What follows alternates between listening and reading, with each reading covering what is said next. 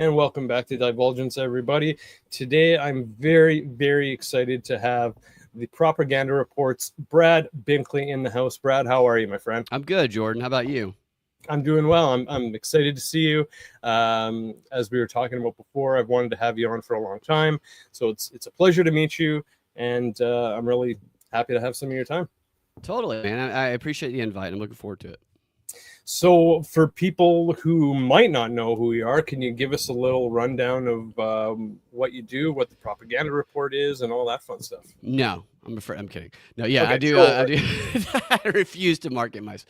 It's Propaganda Report podcast on any platform that you listen on, and basically, I deconstruct propaganda regardless of what side it's on. I try to be, and knowing no human can be completely unbiased about anything, I try to be as unbiased as possible. And kind of my philosophy is that you have to analyze the side that you're most likely to agree with without question as harder than the side that you already distrust, because the propaganda is not going to come to you from where you distrust, but from where you already are inclined to believe. And that gets me in a lot of trouble sometimes. But I do that, and I try and do it through a comedic lens. I'm serious, but I'm also I mock myself, and I make fun of everything in the process. Nice. Right on, man. And that's why one of the reasons I love your stuff. It's great to find people who truly do try to stay in the middle, which, like you said, is very tough to find. So yeah, we're going to talk about a whole bunch of different stuff tonight, but just to get into it, what was can you talk a little bit about something you were talking about on your show recently, about I guess you can say just being accused of, on the one hand, you're accused of being anti-Semite. On the other hand, you're accused. Yeah. No, I've learned in the past week and a half or so that I am both an anti-Semite.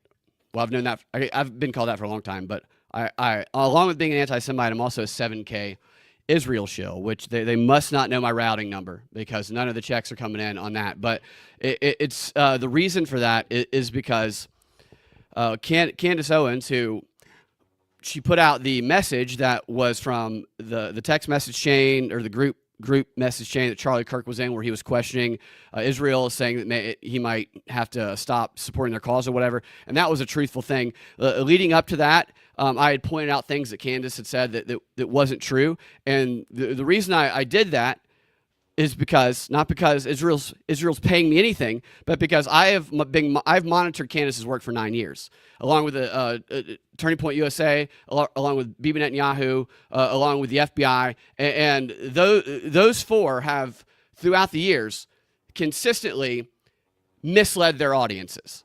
I believe none of them. I trust none of them. I think Bibi Netanyahu is a supervillain. I think Josh Hammer, who I just discovered recently through all this, is, from what I learned about him, is a complete huge douchebag. But I also recognize, and I'm not going to pretend I don't see when Candace Owens is not telling the truth about certain things just because she tells one truth. And that it's crazy to me that the conspiracy side of things, which I've been. I got kicked off WSB radio for being a conspiracy theorist. I've been kicked off at every platform. My videos have been banned for being a conspiracy theorist, for asking questions. And it goes without saying that these other groups are not to be trusted. Of course, I don't trust the FBI. Of course, Bibi Netanyahu is literally a comic book supervillain. It's unbelievable, right?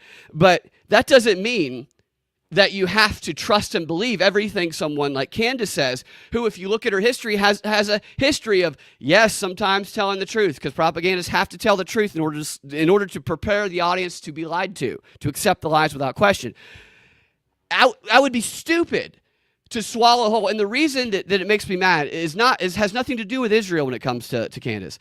It has to do with anybody who is not in the alternative conspiracy community is looking at her and they're thinking, I want to stay as far away from that as possible.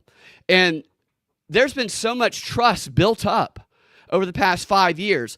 The mainstream outlets have lost trust over the past 5 years. Davos put together panel after panel, year after year, where the whole thing at the World Economic Forum was how do we rebuild trust in the controlling institutions of society. That's why you see Chris Cuomo and others pretending to be podcasters in their basement, even though they have a whole producing staff behind them instead of just one person like us trying to do everything by herself, because they're trying to ride off of that authenticity and that trust. And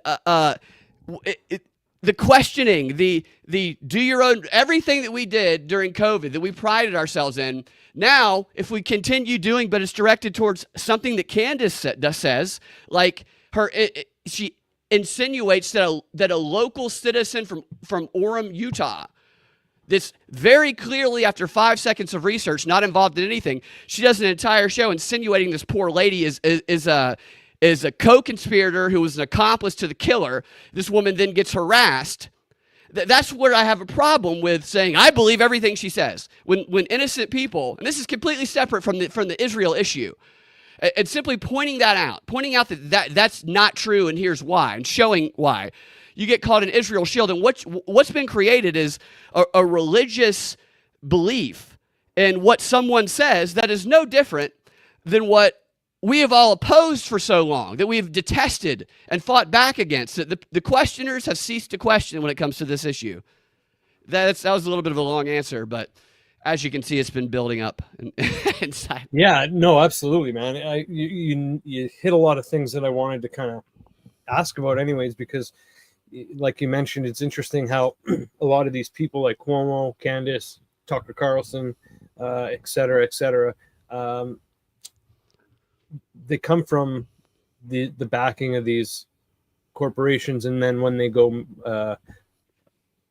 solo, so to speak, they're trying to make the show seem like it's just one-on-one, Piers Morgan. Right. But yeah, like you said, there's a famous clip out there. Sorry to interrupt. There's like a clip of Joy Reid doing her thing in her basement, and somebody filmed it. She's from MSNBC. Yeah. Black lady calls everything racist. She like says something. Somebody pops in and like hands her a coffee. Another person, but so like 3 people converge handing her shit. I'm like, that's not how podcasting in your basement works at all. There's nobody behind the camera right here or over there. But her, she's got all her. They're just trying to pretend. And you're right. You have Jim Acosta who also did it. For a little while, the thing was anytime somebody is like so-and-so is not going to be with CNN or MSNBC anymore, it's like, what's their new podcast going to be? And then a few weeks later, it's launched, and it's the intentionally. It's interesting. So they probably hire set designers, if I had to guess, like when you do in a movie. How do we make this look more like, and they probably show pictures of us. Some of them, yeah, like Candace's for sure. Yeah. Sure. Like Piers Morgan's, he makes it seem like it's a news station, but like Candace's, or maybe even like Tucker's hillbilly kind of setup he's got going on, right? So absolutely, man. Yeah. And I should say that like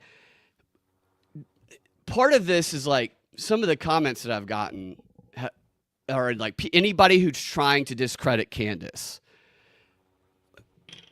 What? And I asked the people, and they don't respond. Would you suggest, if you're in that camp, that when you see something that is obviously not true, that is not even obviously, that's provably not a true statement, that you ignore that and pretend it didn't happen, or that you accept that it's true because something that she said that was true when it comes to the text message or the group messages, which I think all the information that was in that was, I thought we already knew all of that, really. That was confirmation of something she had said before. But because that thing is said, that aligns with what the people she's appealing to wants to believe, are we supposed to pretend we don't see the other stuff? Are we supposed to say, I believe this thing that is, are we supposed to support the insinuating that a local Orem woman who did nothing wrong is guilty of killing Charlie Kirk because she happened to be caught on a Zoom camera or a Ring doorbell camera walking in the vicinity of him when he was passing through a neighborhood? Are we supposed to just stop there and say this person's guilty because we like this? It's this problem of like, yes, people can't look at one person and say, yes, this thing is true that they said, but this isn't. Like the people on the other side of this, the Israel people, the Zionists, they refuse to acknowledge that Josh Hammer was not honest in his post Charlie Kirk killing interviews about Charlie Kirk's, questions that he had about Israel. Like there's the interview of him where he was like, no way. He's still, he was not honest about that. And his side can't admit that. Then you come on the other side with Candace, and she has said some things that are provably not true. And the other side cannot admit that because it's not based on fact anymore. It's based on like a religious hate of this other side that is fueling everything. And so you look for the information that satisfies your confirmation bias. You minimize or ignore anything that creates cognitive dissonance. And that's a simplistic version of what's going on, in my opinion. And like having this opinion, it doesn't win you any like if you're trying to make the most money, you just appeal purely to one side or the other. That's what happens. But like it's crazy to me that some of the biggest people who would question stuff are now like, shut up. You question everything but this. And I'm like, come on, dude. So, what do you think that says for the future of alternative media? Because it's like they've kind of years ago, it was when people were doing podcasts and alternative research. It was like, okay, here's something, maybe something where we can get more truth and it's more honest and it's less corrupt, but they've obviously cracked into that, and so they're spewing their ex-news people and whatnot into the mainstream alternative. There's still a lot of good alternative. I mean, the people in the alternative media, I believe, that, especially the people that I know, they are going to be the most well-intentioned people you're going to be dealing with. The mainstream is going to be controlled by this narrative up at the top. The alternative media, I think that's where you're going to have the most earnest actors. Unfortunately, well, that's how I believe. I feel, and I've been looking at stuff people have monitoring conversations on Twitter, just like listening to what people say, and I could be wrong, but it feels like this Candace thing, maybe it's not an intentional op, maybe it's an unintentional op, but it feels like all conspiracy theorists are now going to be Candace Owens. And that what's interesting about that is the reason it's so difficult to look at things that Candace claims and that aren't true, provably not true. And it's not just a thing about the airliner today and the time it left, which I can't remember all the specifics of, but that was what was going around on Twitter today. There's a number of other things. What story was that about? She said something about a theory about all the world leaders, and I'm not going to get this 100% correct because I'm just kind of remembering off the top of my head. Flew in on a plane that left right after Charlie Kirk's death, and because it left right after Charlie Kirk's death, it was like them overseeing an assassination or something. It was an interesting narrative. But it turns out she had gotten and this is what's crazy is this has become a meme now. So to point this out is to be an Israel show. So to point out something that she got wrong, because she did come out and say that it was wrong afterwards, but turns out she was interpreting the time wrong because it was UTC time, and she was interpreting that to be right after, and it was actually like 7 a.m. So it left before. But then she posted later saying, oh, I got it wrong, oops, but still, this obviously is connected to his killing. So she still doubled down on what she said, even though the plane that came there has it routinely comes to that port for, I can't remember what the reasons are, but this is not an out-of-the-ordinary trip that this plane was making. But so something ordinary, this is something she's done a lot of. She's taken this ordinary thing that people just don't have knowledge about, and she said, wow, this is out of the ordinary and must be connected to this. And so stuff like that, once it's revealed that it's like not true, and you have Candace, what Candace has always done, when Candace rose up, at least when I first really saw how prominent she was, it was when she was the black female voice of everything white dudes wanted to say during the George Floyd stuff. They call us racist every time we say it. If only we were a black chick and they couldn't call us racist. Enter Candace Owens. I mean, that's a brilliant, profitable move for someone like her to do. She can be our voice, and everybody loved it. I loved it. Now, she is the voice of conspiracy theorists. She's saying she's the only one fighting against this. She's the only one looking to do it. She's up against all these. She is us. She is us as a conspiracy theorist, and that's why it's difficult to like say, to point out things that she's saying that, if we're being honest, seem like they're intentionally untrue in some cases. And then the picture that paints to people who might have been leaning, who don't distrust the mainstream media, or who don't trust the mainstream media, who don't trust the FBI very much, who are like, they're starting to delve into conspiracy world, into alternative media world. And then they see this, they see these things. They see these things where this is an old tactic where you get somebody who can become a figure that represents an entire group, and you have them say a couple true things that gets the whole group over, and then you have them say things that everybody on the outside recognizes as completely unconnected to facts and evidence. And they'll see, wow, look at all these things that are so wildly not, and they'll back the fuck away, and they'll go running back to the mainstream sources, and they'll destroy the well-earned, deserved trust that people in the alternative and conspiracy media have built up over the years in one fell swoop. It's crazy to me, because now everybody is Candace. So if I were to say a conspiracy, I know this. So if I were to say a conspiracy theory to one of my friends who's not all the way in, but who, they're a little too square to delve too far into conspiracies. If I were to say, I don't really trust the FBI narrative about what happened to Charlie Kirk, and you go, oh, you're one of those Candace Owens people. That's what it's created. So it's created this non-differentiation between Candace and other people who are like trying to look into this. And that, to me, that's not a good thing. That's a thing that's going to make people go, maybe I'll go look at the FBI, what the FBI is saying, and trust them a little bit more. And I think it could ultimately have a pretty damaging effect on well-earned trust. And people are going to call me a 7K shill for that, even though I literally started by saying that Bibi Netanyahu's a supervillain. It's like crazy. Yeah, they're re-corrupt. I mean, they created the term conspiracy theorist, and then just as it was starting to kind of get some reputation, they just re-corrupted it, right? And now it feels like it. It certainly feels like it. Yeah, and I don't know that she's doing that on purpose. It's just wild. It's like if it were on the other side, and if she were being analyzed by all the conspiracy theorists, there would be a lot of outrage, I think, over the things that just weren't true, like things that she didn't even need to be deceptive about.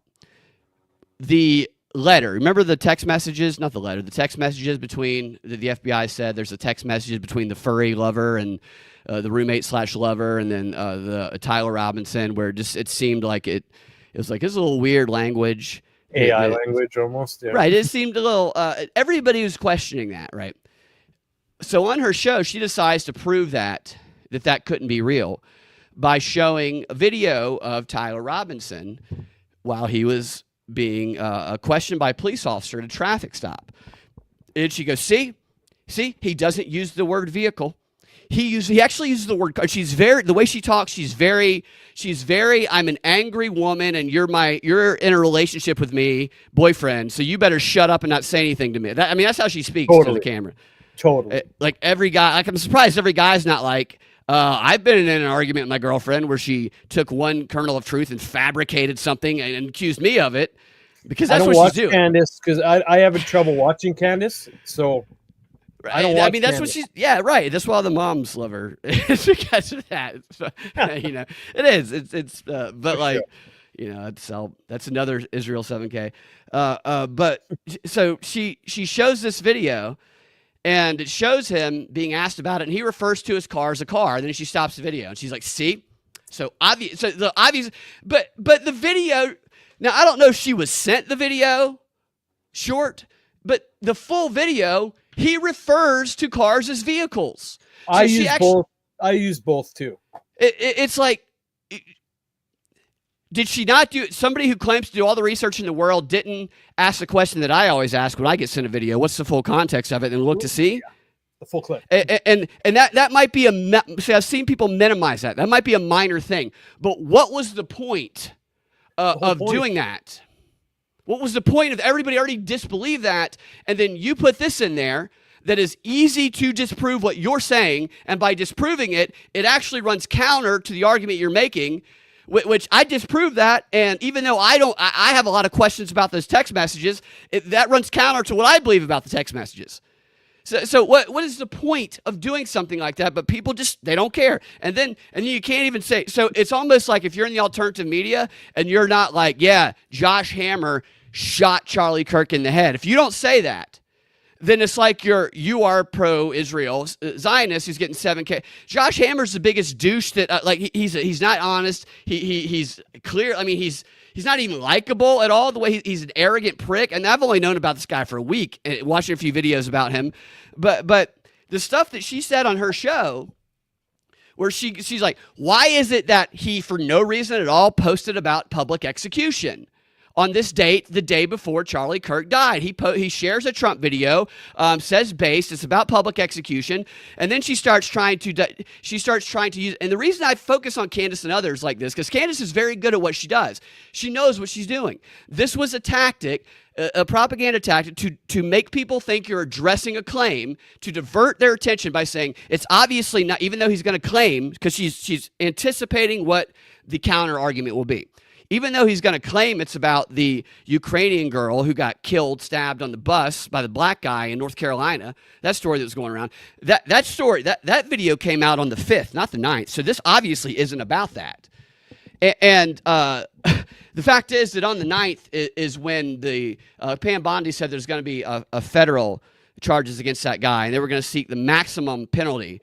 And they were going to get people like that off the street. And Trump made a statement about it. And people were sharing Trump's statement. And there's somebody made a video of all of the people saying public execution stuff on that day. Everyone was talking about public execution on that day. Literally everyone was sharing that video that douchebag Josh Hammer shared on that day. So Candace went through these three things saying, and she even said this. She goes, and I even looked for an honest explanation. I said, in earnest, I looked for an honest explanation for what he said, that it was anything other than, and then she just insinuates that it's Israel. But like, no, she obviously didn't, because everybody was doing what he did, what that douchebag did on that day, and she intentionally directed her audience into believing that there's no other explanation for something everybody was doing related to the Ukraine girl. She led her audience to believe that the only possible explanation was that he knew that Charlie Kirk was about to be killed by Israel. And what's really nefarious, and this is one of the things it's like, so to do a backstory, I had a friend years ago who started dating this girl that a lot of us knew at this theater we worked at, and she fooled me and a lot of people. Actually, she fooled a lot of people, but like I didn't know when I first met her that she was a genuine, like, on the streets con artist. Because I had never met someone like that before. I'd never met someone who could so easily lie for whatever purpose she was in pursuit of, and it was, I think, money in this case, but and a place to live. But like, me and another friend learned, like, because people would start saying so and so said that you would tell me that I did things, or that like I was working with so and so on something, and a couple of us started saying, did our friend's girlfriend say that? Yeah. I'm like, what? That's none of, everybody knows this. That's not true. Definitely. Like at one point she said, so-and-so donated $800,000 to this in order for this effort. And I knew that person didn't have $800,000 to donate to anything. And I asked, and he was like, no, what? That's weird. And so I started paying attention, realized this person was lying about a lot of different things in order to, convince people. Even told us that she was like, she was a muse for the movie 500 Days of Summer. Everybody went to go see the movie, and I'm like, she's not a muse for this movie. So my friend, who was like the best guy in the world, it still is the best guy in the world, who I knew that this girl was lying to her, lying to him, and I would ask questions when she would bring things up, that when she brought things up that weren't true, that when her answer, if she answered them, would prove it wasn't true. And every time she would say, what, are you accusing me of lying? I'm like, no, that's just odd. And my friend's sister at one point, because this girl was asked where she went to college, and she said she went to Harvard. And my friend's sister said, oh, I went to Harvard. Where did you live?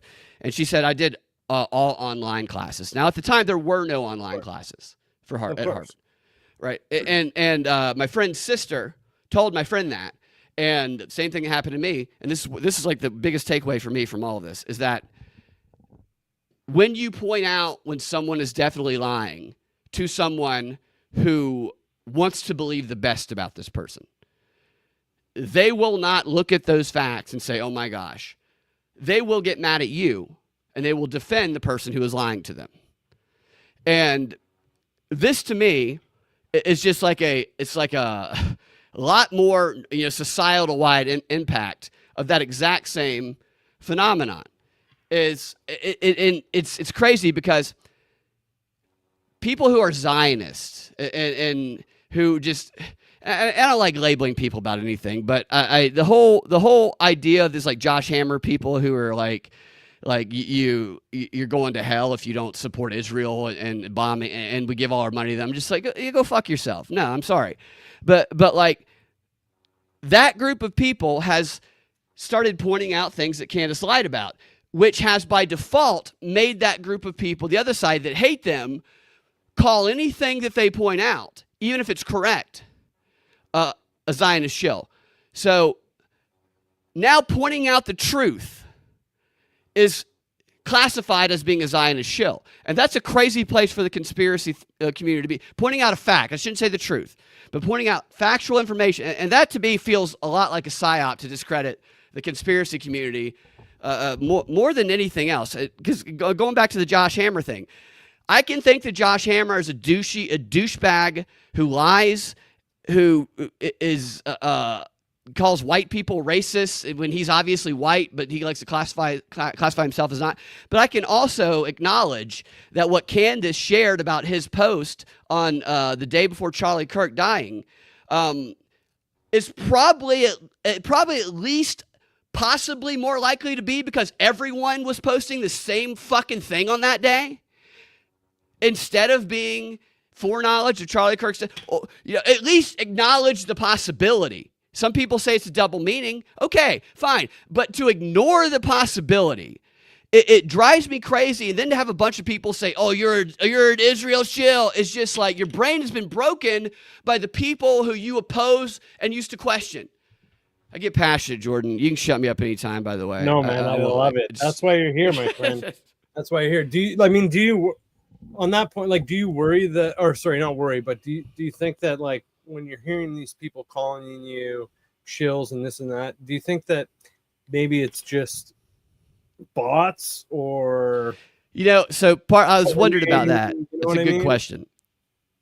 So I think that there's probably, I saw some screen shares of like Antifa and like other people who are like, yeah, they're getting divided over this. Let's go promote that. So I think that's a possibility. There's certainly some bot action going on because there's been a couple people that were like no followers, brand new accounts who would do it. But also I've gotten comments from people who have been listening for years who were like, I've been listening to you for years and I'm going to keep listening, but if you're captured by Israel, I'm like, have you not listened to did you, I can't go a show without talking shit about Bibi Netanyahu I give people some of the best arguments that they can have when someone comes to them and says you have to align with Israel and everything they do because they represent our values. Do they? They you can get an abortion at 6 months and they'll pay for it. Sometimes you get one at 9 months and they'll pay for it. They will pay for your transfer. Their culture is everything that progressives wanted to vote into power here, while everything that people who voted for Trump wanted to stop over here. And yet it's flipped. The people who love Trump are like, well, we love everything they do, and people who were going the other way are like, we hate them. I'm like, that's weird, because Tel Aviv is like the LGBTQ capital of the world. You literally can get a state funded. You can get your dick cut off state funded by the IDF in the military there, and so like. Even though I say that shit all the time, for someone to suggest that I'm just like, you're not it makes me feel like everything I've ever spoken about is none of it, just in one fell swoop, a sassy black girl has sucked it all from your brain. I mean, That's just, you'd think that if a country is going to corrupt influencers, I mean, you'd think it would be probably someone who has been on the news, who is already like a kind of a quote unquote household name or a familiar face and name.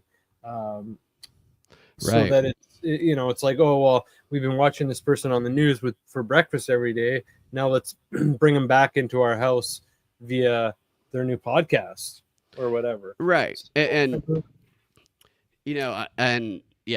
so that's the propaganda model for the past 100 years. It's Edward Bernays, a lot of them write about that. Part of the engineering of consent that Edward Bernays wrote about is we're all part of groups, different groups that have cross sections of interest, and especially with the way data can be collected through social media and as online as we all are these days, you can kind of really get a pretty good personality description of all of these cross section of groups that we're in. And so what they do is to co-opt the biggest groups, the ones that they feel have the most influence, is somebody who will be the messenger of that group, is sent to lead that group. Not they don't just walk in, they somehow emerge as the leader of this group. And this person is intended to be someone that you identify with the most, that you're least likely to question for whatever reason, and you're most quick to trust. And they send those people who can trigger people the most emotionally, which is what all of this is. It's all emotional triggering that subverts the critical thinking and that subverts the rational, because any rational, objective conversation about any of this, it would not be what we see going on social media right now at all. And they put these people there. Stacey Abrams is one of them. AOC is one of them. AOC was never really a bartender who just needed to make a few bucks to survive in the Bronx. AOC had started 3 companies before she got out of college.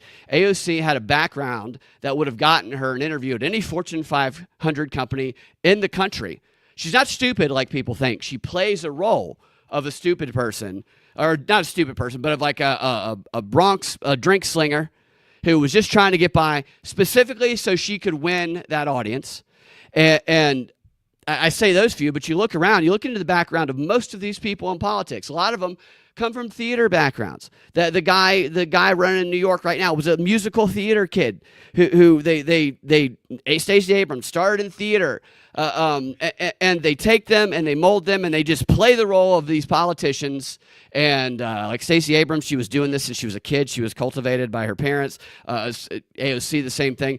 And they are sent to be representatives who are, it's controlling the message. So if they see an emerging group, they don't want to just let that group be led by anybody. They want it to be led by somebody that they control.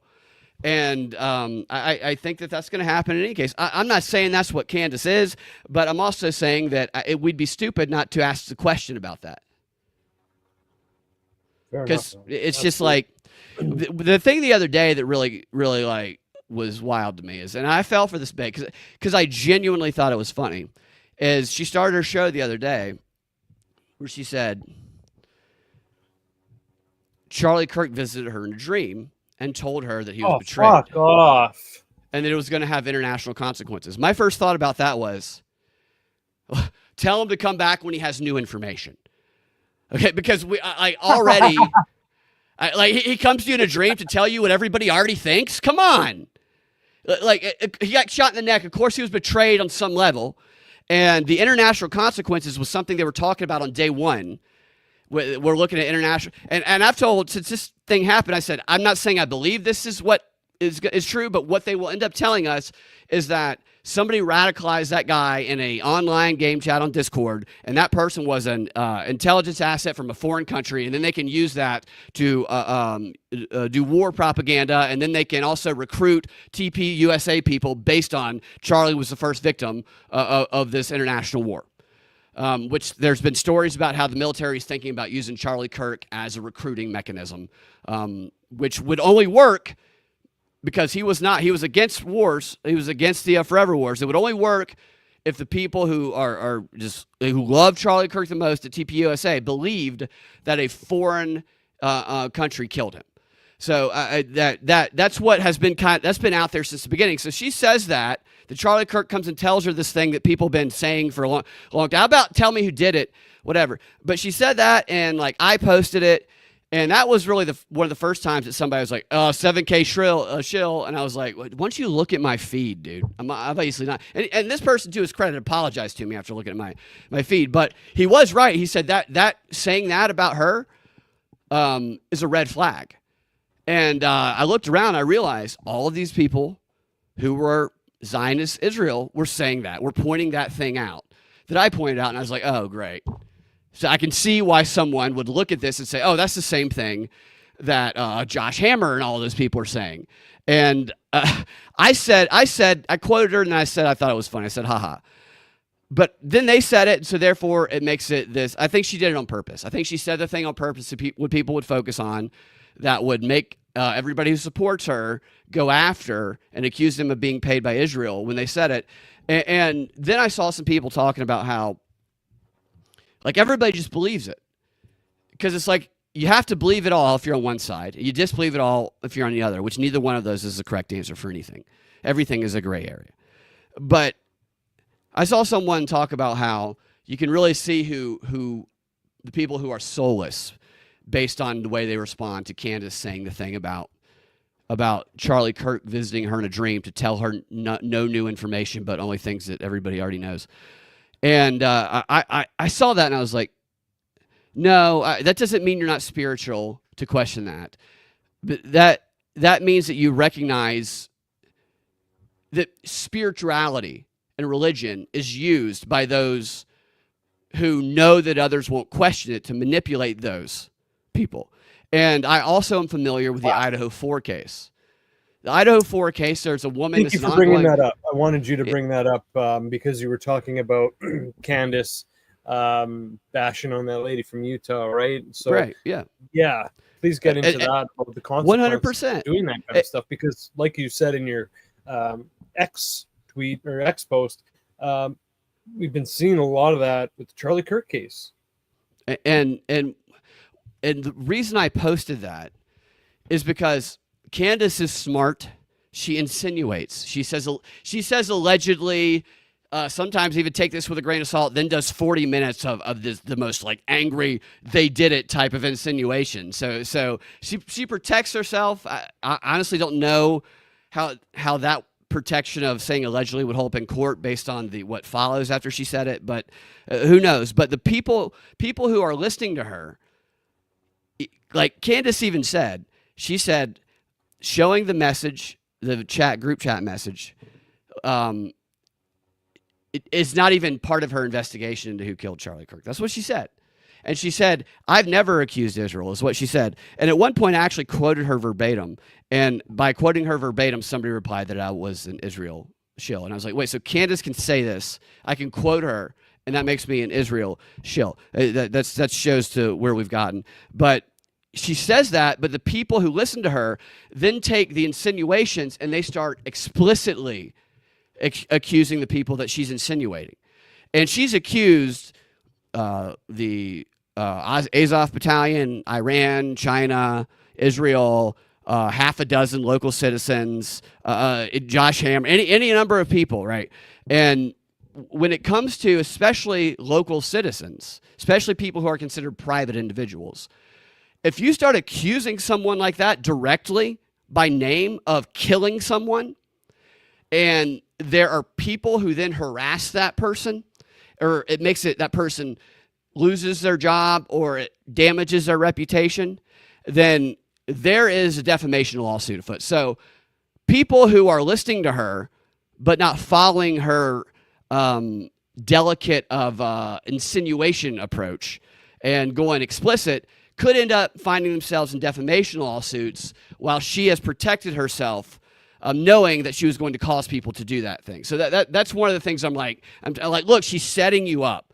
Maybe not on purpose, but the way people are reacting, you are putting yourself in jeopardy of that, especially if you're accusing these local citizens that she's accusing. That Idaho 4 case was this TikToker who was getting millions of views by, and this goes back to the spiritual thing too, get millions of views for accusing this professor at the University of Idaho as being the person who orchestrated the entire killing of those 4 students.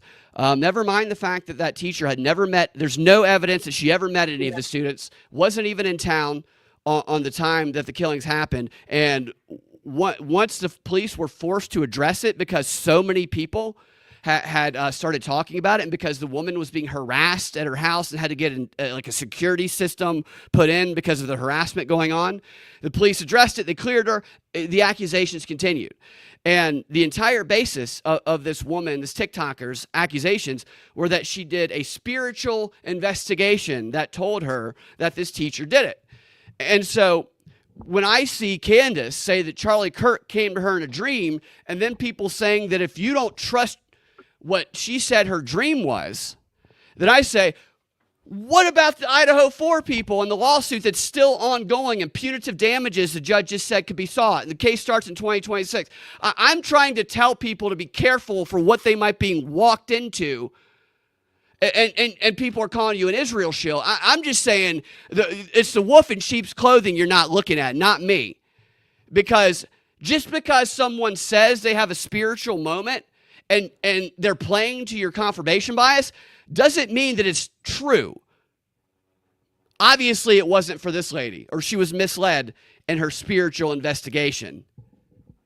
It's just baffling to me. I mean, I get it. Like I get the confirmation, but I get the exploitation of confirmation bias and the avoidance of cognitive dissonance is like the most powerful weapon that propagandists have, and they use it masterfully. And even though we all know about it intellectually, it's just so hard when our emotions overwhelm us. It's very. We all have to be like Spock, and we're not like Spock biologically. Right. I like your room. I like the. I like your setup in the room. Like, what are the images you have on the back wall there? Oh, thanks, man. I have a whole bunch of random ones. Like I got the Ass Man license plate from Seinfeld. Oh, nice. Seinfeld, yeah. John Dillinger wanted poster. Charles Manson. Overlook Hotel from The Shining. Nice. Couple turtle things. I love turtles, so a couple turtle things. Nice. And, yeah, sea turtles, they have to make their way all the way to the ocean the first 7 days of their life. Like the first 7 days of their life, they go through hell. It's a risky, I know. It's a risky start to life. Yeah. They got it tough.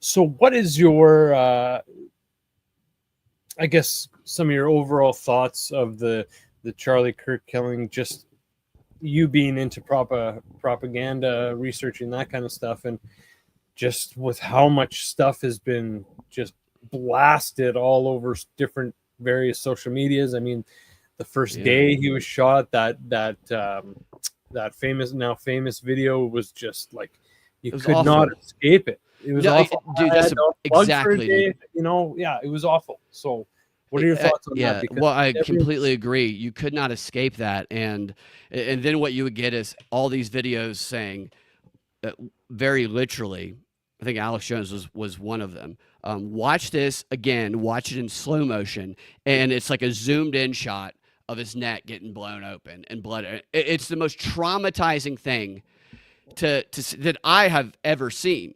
And I remember the day before, because that's when I first saw the full video of the Ukraine thing, the day before, not on the 5th, because it trended again on the 9th. I was saying that's the worst thing I've ever seen, that video in full. I was like, that's so awful. I don't want to see that again. And then the Charlie Kirk thing happened, and I saw it one time. I was like, oh my! I mean, it's just it shakes you to your core. And then you have people encouraging people to watch it over and over and over and over again to try and find, like you're going on a scavenger hunt to try and find clues. The new JFK, right?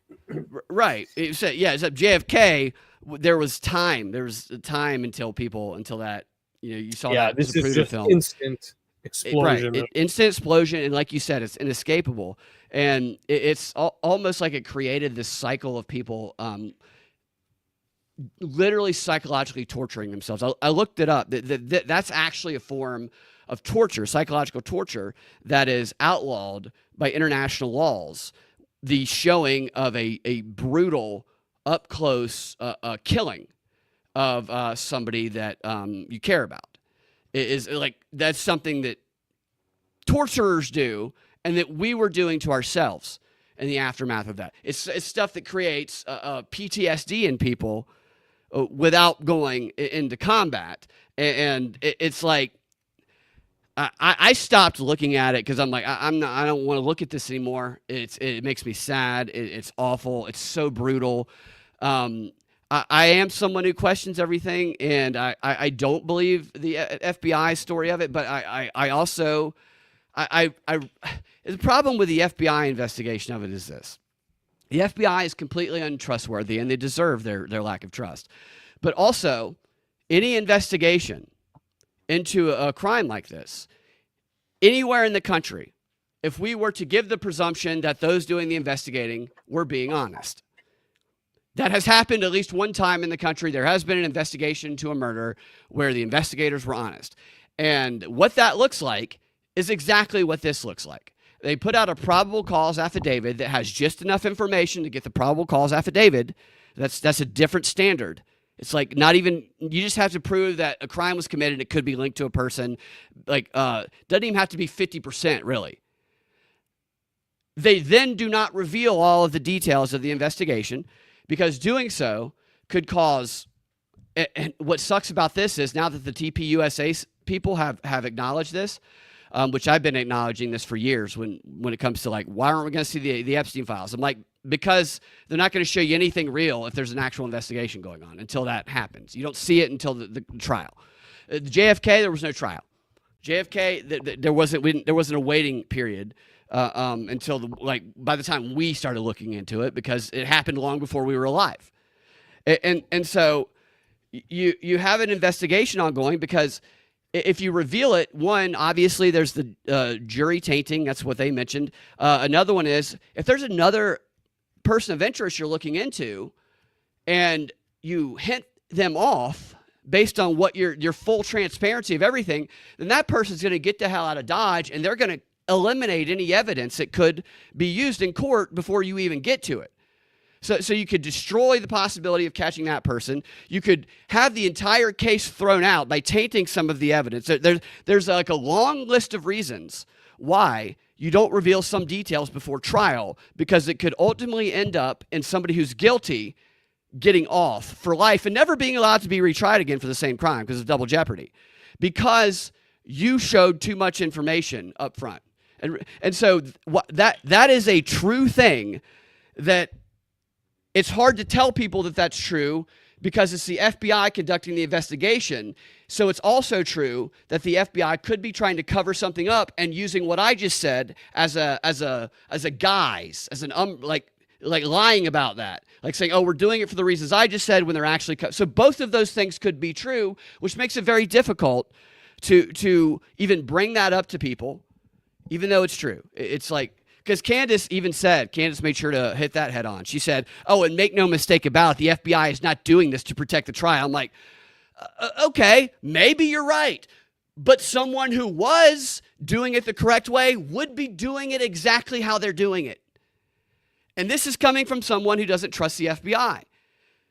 So it's a very frustrating thing to talk about. Who do I think did it? I don't know. I have no idea. I've seen a lot of images and stuff that I think the guy they show in a lot of the images, and I've seen investigators show like the tracking of the cameras and the images and comparatively with him at the traffic stop with the cops, it looks like him. I'm aware things can be digitally manipulated. There's people who look like each other. I don't know who pulled the trigger. I don't know what the bullet was. I just believe, like I said earlier, that I think they're ultimately going to say that he was radicalized in the gaming forum by a foreign intel asset. And I wouldn't be surprised if they arrested maybe a few other people that they say were in that gaming forum. I don't know that we'll ever be able to prove definitively who did it. And I think that, and people are all also asking, well, where's the family? Where'd they go? Did the guy disappear? Did Briggs or Triggs or whatever the furry is, did he fucking disappear? Well, it would make sense that they would be in hiding until trial based on how normal trials work, because they instantly became people who would be subjected to, like, Charlie Kirk getting killed was like, it made a lot of people angry, made a lot of people angry. And if I am someone trying to prosecute a case, I went to law school. If I'm someone trying to prosecute his case, I recognize that these people are probably going to be targeted for some sort of harassment. I would want to make sure they were somewhere where they could not be found. So, like, all of these angles that people say are suspicious, I'm like, it's not really suspicious if this were any other trial that the FBI was not, or investigation, the head of. It would be how it kind of normally works. And I'm not saying I believe the official story. I don't at all. I know that they're withholding stuff. I don't trust Kash Patel at all. Kash Patel's best skill is being able to watch two fireworks go in opposite directions at the same time with his cross eyes, okay? You put the truth right in front of him, the dude could never see it. I don't trust the dude at all. I think he's a douchebag. He wrote a children's book he wrote a children's book about King Trump. He doesn't even have kids. A dude, cross-eyed Indian dude, writing a children's book about King Trump is a little weird, okay? And I promise you, his IDF girlfriend is not a honeypot. She just dates a lot of cross-eyed, pint-sized Indians. That's all it is. I don't trust Kash Patel is my point. But it's just, people want you to take one side or another on this, and it's like,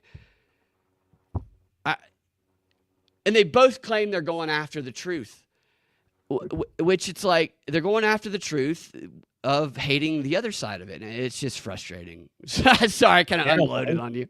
No, man. It's absolutely like you have these like Kash Patel and Dan Bongino before they hit the White House. They're talking about being such truth crusaders, and then they get in there and just fall right in line. Right. Epstein killed himself. Yeah. Epstein not only killed himself, he was a great guy. It's like it almost comes to that. Well, he let's had a get great into island. Well, so Epstein, the thing that nobody talks about is there's and this is just like, I've talked about this so many times. I know it'll never get like mass attention because of the people that are kind of associated with it. But the Epstein files, okay, nobody defines what that is. Everybody demands these Epstein files. They don't ever define what that means. Yes. So that's what, define what that means when you're demanding something. Secondly, the things they've released, and a lot of people know this now, and those stupid binders have been public for 10 years now.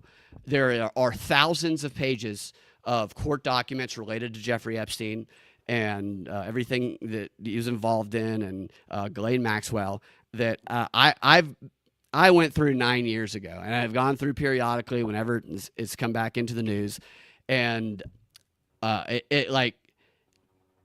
nobody's really read through those. So when these are shown to them as though they're new, because sometimes people like James O'Keefe will be like, "Oh, look at this new breaking thing," and it's like, that's been out for literally 9 years in the public domain.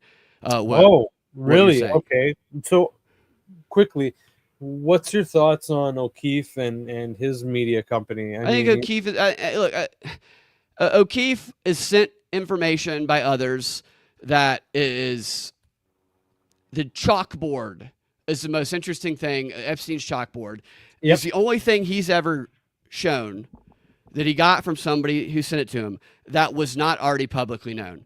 And I used to joke about how James O'Keefe, because he goes out on these dates and pretends to be gay, how there's not there's not a guy in the world that James O'Keefe wouldn't power bottom to reveal information everybody already knows. Because he goes on dates and claims there's these big revelations, and it's like there's literally nothing new in what you just said there. It's just an audience that doesn't realize all of it has been in the public domain. Take that guy, the CIA guy. Do you remember the last one he did where it's like this? We had this breaking information from this CIA guy who is telling all this stuff about Epstein. I listened to that video, and I know what to expect from him now. But I listened to that video, and the guy. My first thought was this guy does not work on the Epstein case right now. There's zero chance he does. And come to find out, the guy hadn't worked for the government for 15 years, which O'Keefe found out later. But that's weird. You put something out saying somebody who has deep inside information about something, and then you later go find out he didn't work for the government for 15 years, that's something you would find out first before telling your audience. But they know that first perception is what sticks in people's mind, and the follow-up people aren't going to see. It's a psychological trick that I don't know if he did it intentionally, but I think somebody acting in good faith instead of for clicks and views would first find out what this person's relationship is to the job he said that he was involved in. And hasn't worked for the government for 15 years. And then he's like spouting lines where I'm like, what did this guy's been listening to podcasts. Like he was talking like someone who had listened to a bunch of podcasts on Jeffrey Epstein. And I'm guessing the woman who was a honeypot, one of O'Keefe's people, was wearing like a MAGA hat because he was trying to fuck the girl, is what I'm saying. He was trying to fuck this girl who was asking him questions because she saw some sort of like, guy's probably LARPing, as he probably has a Punisher logo on his book bag or something like that. Something made her think he was MAGA. And he starts asking questions. He starts going, this chick's 25 years younger than me. Oh, yeah, no, I know a lot about Jeffrey Epstein. What do you want to know? I mean, that's what the thing was, because he's not saying anything new. And if he would have said something new, then I would have been like, great, but literally nothing new. And then O'Keefe skips over this part. He goes, and then our citizen investigator trying to find more information after meeting this, they called him a DHS employee at the time, only later to come out and say that he hadn't been for like 15 years. He says, trying to get to the truth, our investigator went and had dinner with this DHA employee afterwards. I'm like, oh, wait, what? Wait, she was on a plane, meets a stranger, and now this hot young chick is going to have dinner with this very obviously thirsty guy. And then he goes, we still don't know why he would claim that he worked for the DHS when he doesn't. I'm like, well, maybe because he thought he was going to fuck that girl, dude. And this is a release where you got thousands of shares of people going, oh my God, this is literally some chick, baiting some dude into thinking he's gonna fuck her. And obviously, O'Keefe calls that guy on the phone. He's like, I don't want to talk to you. Yeah, of course, because he got fucking bamboozled and didn't even get the puss, dude. Yeah. It's just like, wow. And what's the deal? Like, what did you? I don't know. Did you see any of that? He was putting out documentaries of how he got ousted from Veritas. Do you know anything? About I don't know anything about the background on that. I haven't watched that. I just know that, like, I'm not saying that people like that don't do good work. I'm just saying that I notice quite often they release things and they claim that they were the first person to break some news that has been public for 9 years, that many other people long before them talked about, and that they do it in a very, you get the rest of the info behind my paywall way. And I'm like, this is not somebody looking for the truth at all. This is somebody who's,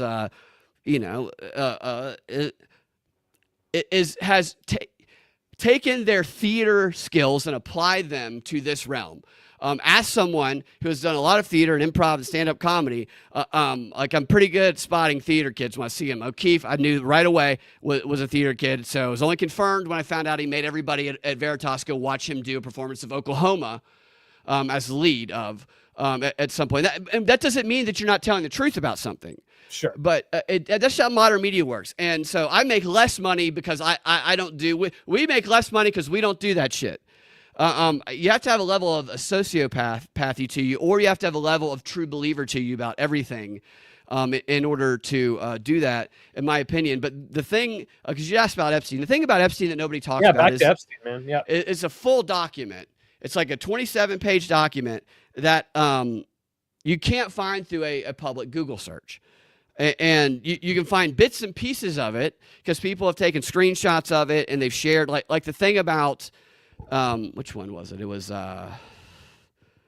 it slips my mind. It's something that wasn't previously known that came out through a screenshot from, that the Clinton Global Initiative was originally, that Epstein was one of the people that originally thought of creating the Clinton Global Initiative, which I was the first person to actually share that piece of information in 2017. And then that later became a popular screenshot, got my website taken down by putting that, and I put the full document on my website at the time too, because you can get the full document from a case law public record search engine, which costs a little bit. It's called Pacer. Has all of these thousands of public records, but you have to know how to search. You have to know what you're looking for. A lawyer who worked on the Epstein case pointed me to this and some of the other things, and then I got searching around. I found some other stuff, and I found this document, which included this thing with I was looking for the plea negotiation, the co-conspirator stuff, which everybody's like, who are the co-conspirators? So I was looking for information related to that. And I found this plea letter, which was written by Alan Dershowitz shortly before a plea agreement came to. This is the letter that got him this plea agreement, the sweetheart deal in the original case. And in that, so everybody talks about the names in the other cases. Well, Trump's name, which I said this years ago, is all over some of these documents because the lawyers are asking about Trump, and they're asking about specifically named people, and which Trump definitely. There's the whole birthday book is weird. And I was very upfront about I started researching this because I thought we had the Clintons and we had the Trumps, two people, maybe both involved with this. That's why I started looking into this to begin with years ago, and so this plea negotiation letter lists 5 people, and the letter was here's why you should give Jeffrey a deal, why it's in the best interest to go ahead and put this case aside for all of us. There were witnesses dropping out. The case was crumbling from the prosecutor's standpoint, and it was this is the best we can offer you, or you can try us at trial, and these are the forces that you're up against. And they listed the Council on Foreign Relations, the Trilateral Commission, Jeffrey Epstein. Jeffrey Epstein has all these esteemed colleagues at these places he worked with, and it's the most powerful institutions in the world that they're listing. It read like an intimidation letter to me. And then there were 5 specifically named people that were character references. Jeffrey Epstein has done this great thing, and he's worked with these people who can vouch for him. And the 5 people were Bill Clinton. They cited his relationship with Bill Clinton as one of the reasons that he should get the sweetheart deal. And then they cited a guy named Martin Novick, a guy named Lawrence Cross, a guy named Roger Schnack, and then a guy named Martin Seligman. And those are the 4 guys who would be the first, if you really want to get to the truth, when it comes to finding out what Epstein did. Because those are the 4 who willingly lend their names, and Clinton, but nobody's ever asked Clinton, to a document that got Jeffrey Epstein the sweetheart deal. Isn't that where you'd want to start? The people who willingly said, yeah, we'll help Jeffrey get a deal. And in fact, these people like Martin Novick took money. His whole career was funded by Epstein, basically doing brainwashing research. Martin Seligman, whole career funded by Epstein, brainwashing. Martin Seligman is the guy who pioneered the learned helplessness theory at UPenn back in the late 60s, around the time when there was MK Ultra research going on there. And Martin Seligman then, after his UPenn Positive Psychology Center was founded with Epstein money in 2003, which has been called by other psychologists as brainwashing. It's a nice way to say brainwashing, was given a $31 million no-bid contract by the military in 2008, right after Epstein got, either 8 or 9, it's right after Epstein got out the first time, despite his name being in that document, public records in that document, gets a $31 million contract to create what was described as against the Nuremberg Code brainwashing experiment on the Army to train Army soldiers into going into war without questioning their authorities and believing that going to die is the noble thing to do, the virtuous thing to do, and compelling those who had already done it to go do it again instead of relenting to PTSD. And it was called against the Nuremberg Code because none of the soldiers had a choice to be in this experiment. And after doing this experiment, they implemented this program, and it's been in place for years now. I think it's still in place, and he got over 100 million. He's the chief brainwashing engineer of the U.S. military, is what he is. It's the brainwashing industrial complex. This guy's the head of it. There's court documented. Martin Seligman. Martin Seligman. And here's the thing. All of those people that are in that document that help Epstein get that deal, they've had their public reputation tarnished a little bit. Clinton, people know the association. Martin Novick, even though they welcomed him back to Harvard, he did lose. He was suspended for a couple of years once it was revealed that he was letting Epstein have the run of Harvard. Epstein was bringing girls there, and he was just at his control.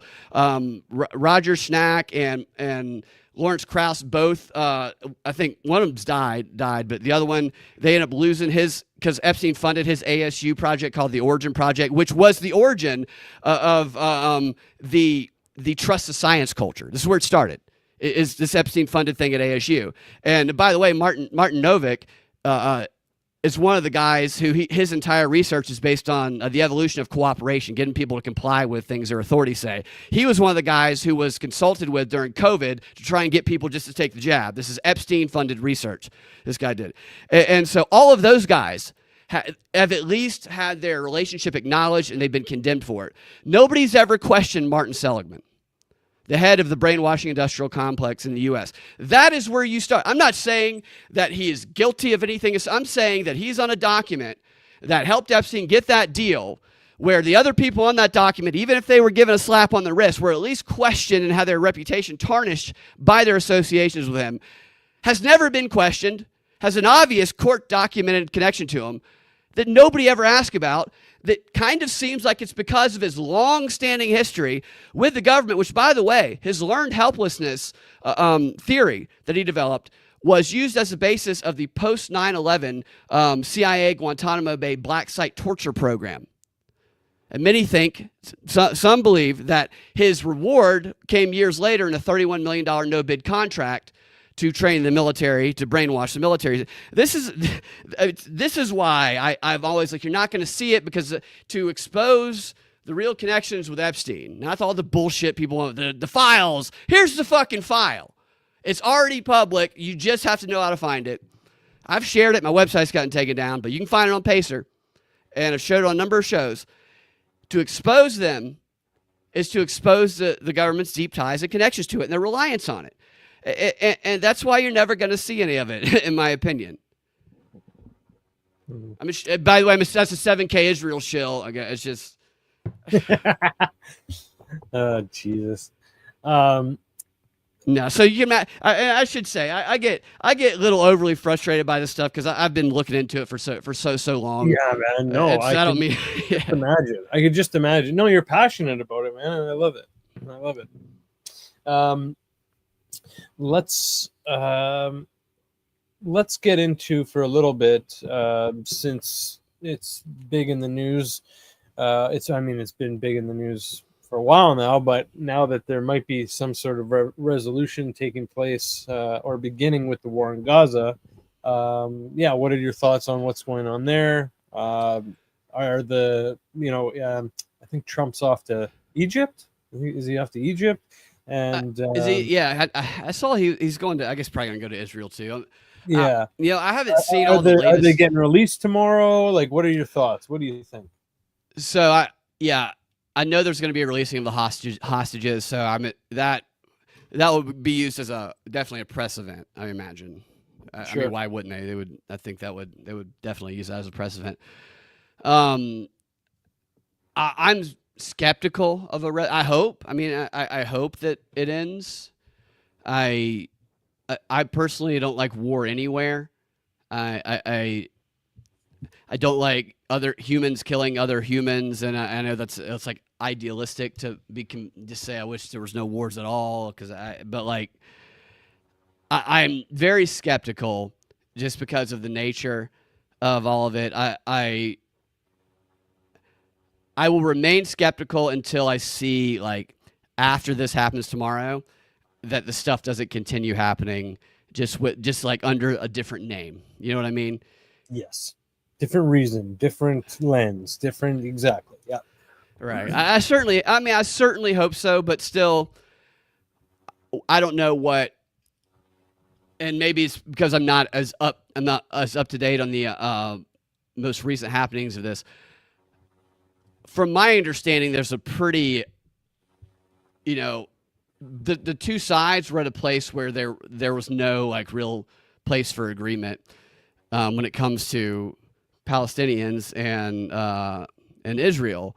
But then again, I guess you're dealing with the head of Hamas here. So the head of Hamas, which was kind of funded by Bibi Netanyahu originally through Qatar, built up,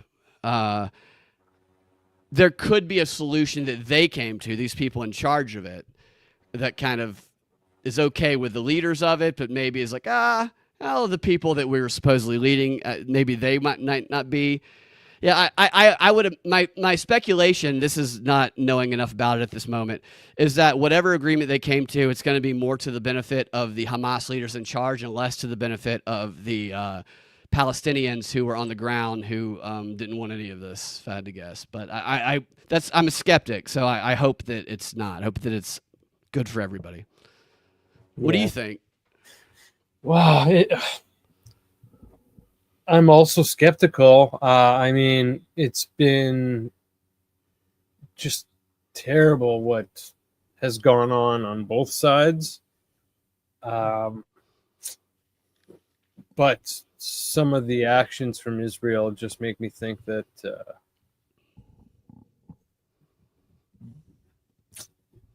make me very skeptical. I mean, I don't know what Netanyahu's going to do if this war truly does end. He'll have to try to pivot to something. Yeah, this is no what else to do with himself. He's not. Yeah, right. Yeah. And not only that, but I feel like there might finally be some blowback about this, how everything was handled once it finally does end.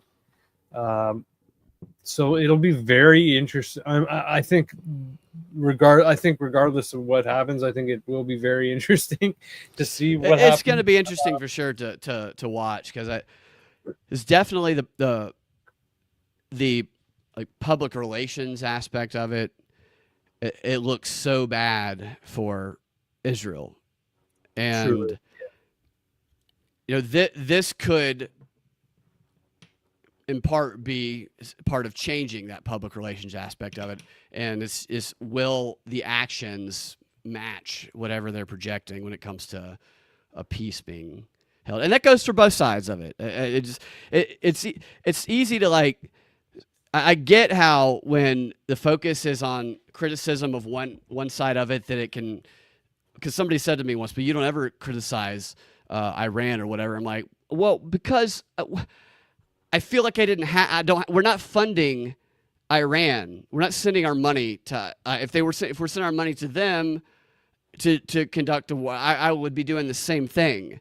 And so I get how when the focus is on one, it can make it seem like a support of the other. Now, I think the leaders on all sides of this are detestable, and I think it's people in positions of power playing a chess game, using the people of their lands as puzzle or pieces of a game. I think it's just.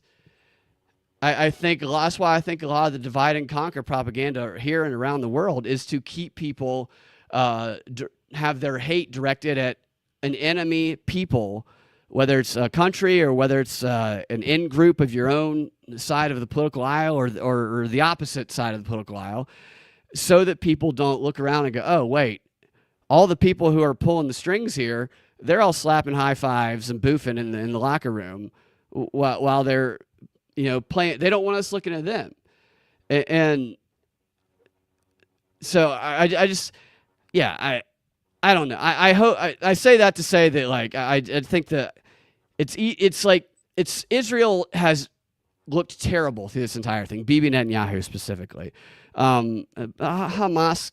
All of it's fucking terrible. It's all fucking terrible. Yeah, man.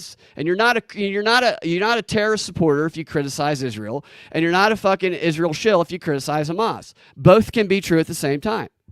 Absolutely. Yeah. And this has been a great example of how warped people's minds can be, where they take stances that are of the complete opposite thought of what you just said, right? Yeah. Do you think, I mean, there's been talk about, is Trump going to be safe in the Middle East or in Israel? What are your thoughts on that? I mean, I don't think he has anything to worry about. Yeah, I mean, wouldn't. I don't think he'd be going if he, Yeah, the last thing they need is any more bad press, right? I would be truly shocked if something were to happen over there. But that is a narrative that can be useful, is the bravery of going over there in that. position, but I think he'll have the security team on guard. Yeah, for sure. So before we wrap it up, let's get into what's going on in the States. Government's still partially shut down, and they're I forget about that. Like I forget that it's still, yeah. And then the JD Vance and others are talking about Trump having the ability to use the Insurrection Act. It's becoming more and more likely. But what are your thoughts? What are your thoughts on that? On troops on the ground? I there's definitely some cities in the U.S. that you don't want to go to. Chicago. I lived in Chicago for a while, and I've been on the South Side of Chicago. It's a place that I stayed away from after I went to it. I live in Atlanta. There's places in Atlanta where if it's a female, I say don't go outside walking around in that place. But like the legality of the Insurrection Act, they can make a case for it. It's just Trump's good at finding these. All laws are. That's what lawyers do. Like lawyers, they look at laws and they try and find the loopholes and the way to explain certain things, and that it fits either outside of law or inside of law. And that's something that Trump has been very good at finding lawyers to do with his administration. I don't think it's necessarily a good thing if you're like a Republican for this, because Trump's not always going to be in power, because this is the very type of thing that when there were Democrats in power, the Republicans were like, they're going to be doing martial law on the streets. It's kind of crazy. The different argument, the different branding has just made a lot of people support something that when it was the other guy in charge, they were very opposed to. And anytime a precedent like that does get established, it then becomes, how can that precedent be expanded and exploited for governmental power, federal governmental power over the state? So as of now, I'm kind of like, I want to get rid of the crime totally, but going into states without permission or request for help from those states, because I'm all about smaller power, reserved to the states, reserved to the locales. I don't think that's the best idea, and I certainly know that a lot of people who are kind of supporting that right now would have been screaming, "It's going to be a police state if this were Biden or Obama doing it." Right. Yeah. There's lots of hypocrisy with a lot of these decisions, because they can be politicized to such an extensive level. The short circuits it's the short circuiting the critical thinking to just trigger the pure. I just dislike what's going on with the other side. One of the comparisons I can relate to, because I have a hard time relating to it when it comes to politics, but like I like sports, I like football, and I know that it's a mindless endeavor to want somebody like my team, like Georgia Tech, who's doing good this year, strangely, who loses like every single year, just like cheer for this team that I know is going to end in pain and suffering for me, cheering for them. I know it's not logical. And I know that we're going to get beat by UGA almost every single year. And I hate UGA. Like I hate, like somebody says something, yeah, I'm like, I hate that. I mean, I do it playfully. I don't like but like the idea of it is like, I mean, that's how politics has become. Where it's just this like, for me, this rival football team that it doesn't matter what the truth is. You could show me all these things. It could be one play that I thought the wrong call was made. Then you could show me 30 other angles that show the right call, that they did make the right call. And I'll go, bullshit. I'll just focus on the one that confirms what I want to believe. And it's like, that's what goes on in politics, which is much more consequential. Oh, for sure. So final thoughts, since we're talking about the military, as you called him, Full Metal Hegseth. Yeah. What was your thought on Hegseth gathering the troops, and just kind of going off on fat chicks and well, look, so weirdos part of me loved it. I will admit that. Like I was at the gym, I was on the treadmill, and I was like, Yeah. man, I've been running a lot faster and for longer, because it was just that very much like, all right, no more fatties, flamers, and faggots in my military. It was almost like the whole thing is, and he wasn't wrong in some of the stuff he was saying. There's no doubt about that. But what it makes me think is, it makes me think, especially changing it to the Department of War, and this connects to part of what I think they will tell us about Charlie Kirk being killed, is that there's a war. We're about to be in war, because part of this thing was, we're not just going to be the Department of Defense, because that's something you do all the time. Department of War, okay, something you do when you're securing peace by engaging war. So that makes me think that if Department of Defense is something you do all the time, and Department of War is something you do periodically when you're trying to secure peace, then that must mean that we're about to go to some sort of war if you just change it to the Department of War. And there was a story right before Charlie Kirk's funeral that, I think it was the USA Today, I can't remember the exact headline, but it was like, the military is considering using Charlie Kirk as a central figure of their recruiting campaign. And then it was like, some of the slogans being considered are, Charlie Kirk created an army of warriors. And so the Pentagon denied that this was true. But then Pete Hegseth at his funeral, during his speech, used the exact same language that the article said that the military was going to use when he was describing Charlie Kirk. Could be a coincidence, but from like a logical perspective, they would be stupid not to try and use. I don't think it, like Charlie Kirk was, from everything I've seen, was against forever wars, like I said earlier. But also, TPUSA, you have these right-leaning, like pro-Israel types, patriotic in their hearts, in shape. You have the exact ideal type and age demographic of the type of people you would want to recruit into the military. And part of the article was that they were going to be going to every TPUSA event around the country, and every chapter, of which there's like 3,000 more of since Charlie Kirk died, to go recruit from all of those places. And if I'm somebody who is trying to change military recruitment for the better, to get people we want, I'm like, this is the best plan we could have.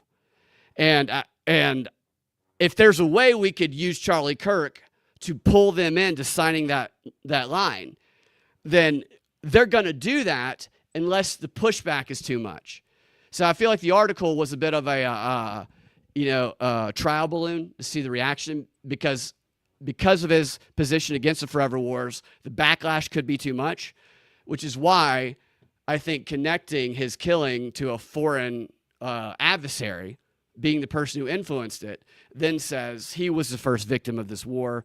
And I could see the picture of J.D. Vance carrying his casket, because he got that Air Force One, which only usually goes to people who, in fact, only ever goes to people who were in the military.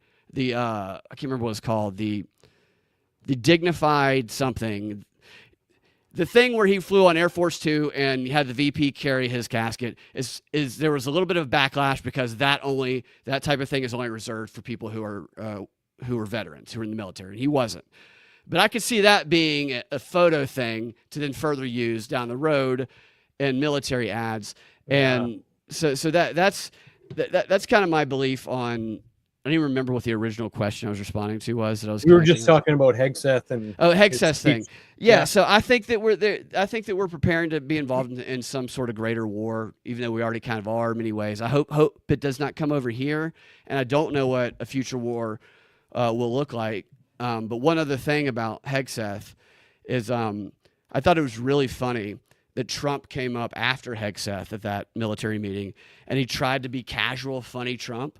So he's tried to tell some jokes that would have been funny. People would have laughed in any other context. Yeah. But he just tried to do material after full Metal Hegseth, just scared the shit out of everybody in that crowd. Everybody's there like, if I make a peep, I'm getting kicked out of the military. Then Trump's like, try to do just, you can't have him open for you, if you're going to go do 10. Yeah, it's like being in a scene of Goodfellas with Joe Pesci or something, right? You don't know Yeah. if like you're gonna laugh it off or you're gonna get stabbed in the throat. Right, exactly. It's hilarious. Yeah. What did you think about it? I just thought it was pure entertainment. It I was. It mean, was definitely entertaining. but I mean, I do get it. I think unless we're about to engage in some sort of war where everyone from the top to bottom needs to be in fighting shape and needs to have their beards trimmed so that they can get the perfect suction on a gas mask on their Right. face. Yeah. I mean, I don't think we need to go too crazy with everyone. Like, I'm sure the generals can get a pass, and the people higher up who are not necessarily doing tactical work or any sort of fighting to any degree. But yeah, I mean, other than that, it was pure entertainment. Like, I mean, if you have a comedic mind, you just love it, right? Yeah. It was a lot of definitely. Yeah. And that is a lot of Trump's. At least it is entertaining. Well, I mean, yeah, he this time around he didn't just come with himself. He brought a whole cabinet and crew of, I mean, like, Yeah. you're from Fox, come on over, right? Like, Yeah. you got RFK Jr., you got all these crazy people, right? So it's Governor Real Doll, Christy Nome, who looks like a sex doll every time she goes out. Yeah, Bondi the Clown, Yeah. Cash Patel, yeah.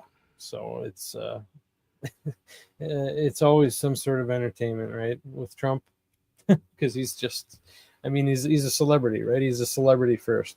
Yeah, he also gets that too. He's also understands. Oh, that. for sure. That's why he always has good-looking chicks around as his lawyers and stuff. Yeah, right. Yeah, you want to work for me, right? It's just like that. There's a clip that resurfaced about him. He was giving a speech, I think, at a beauty contest or something, or somewhere, and it was some really, I guess, fit, attractive woman asking a question. And he's like, I'll hire you. You want to work for me? Blah, blah, blah. Yeah, that's hilarious. Yeah, but anyways, Brad, we'll end it there. Thank you so much for coming on, man. Thanks for having me. Man, yeah, it was great talking with you. I'd really love for you to come back. Can you let everyone know where they can find you? Yeah, at Freedom Act Radio on X. That's at Freedom Act Radio on X, and all my links in bio. No feet pics, so but not yet. Anyway, it just depends on depends on what I'm offered. And you go youtube.com/Brad Binkley, rumble.com/The Prop Report, and where else? Instagram, Propaganda Report, and I do subscriber only content with Austin Picard and Sam Tripoli, the Tinfoil Hat podcast on Patreon, which is patreon.com/propaganda report. And you can also get that at locals.com/prop report. And also for the audio podcast, I take ads out for the subscribers there. But I believe that's all the places. Awesome. Propagandafight.com is my website, which has most of that. Okay, great. Cool. All right. Well, thanks again for coming on. We'll definitely have to bring you back. Thanks to everyone in the chat, everyone watching, everyone listening. Please make sure to subscribe to the Divulgence podcast on YouTube. You can check us on Twitter, Spotify, wherever you get your podcasts. And yeah, everyone take care and be safe out there. Thanks again, Brad. Thank you. See you guys.